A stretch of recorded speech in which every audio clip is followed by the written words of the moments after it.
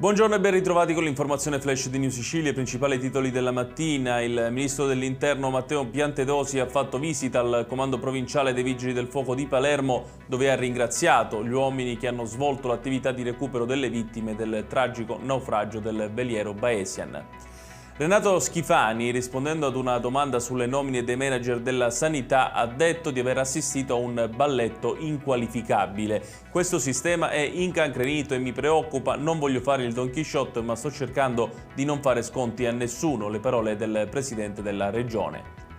Sarà processato con rito abbreviato Guglielmo Ruisi, l'imprenditore di 52 anni che lo scorso 10 ottobre uccise a Val Guarnera nell'Ennese l'operaio Salvatore Roberto Scammacca. Lo ha deciso il GIP di Enna Michele Martino Ravelli.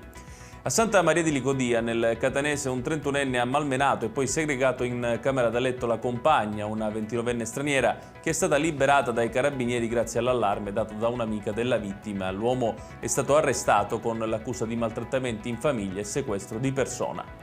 Imbarcatosi sul traghetto in partenza da Milazzo per Vulcano, avrebbe lasciato il suo cane nel bagagliaio dell'auto per tutto il tragitto. Per questo un uomo di 51 anni del Catanese è stato denunciato dai carabinieri per maltrattamento di animali.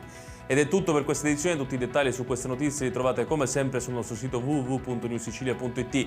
Grazie per averci seguito e arrivederci.